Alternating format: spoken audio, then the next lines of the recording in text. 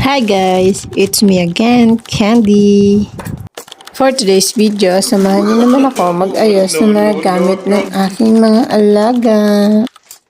Yan mga guys, ganyan lang ako mag-ayos ng mga gamit nila. Diaper, baby pad, shampoo, pabango. Mamaya guys, makikita nyo yung shampoo at saka pabango. Yung binubuksan ko pala mga guys is baby pad yan.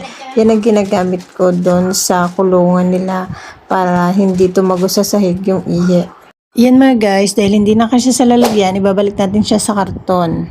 Yan na guys yung shampoo at saka mga pabango nila. Yan mga guys, nag-aayos na ako naman. Pero ba't napunta sa drama? Pagpatuloy na natin yung pag-aayos ng mga gamit nila. Yan mga guys, habang pala nag-aayos ako dyan, ipapakita ko rin kung anong ginagawa ng aking mga alaga. Bardagulan pa more. Ito na ang finished product ng pag-aayos ko. Yan mga guys, yung shampoo nila at saka pabango yan. Diyan ko na pala nilagay yung mga sobra-sobra na diaper at saka baby pad.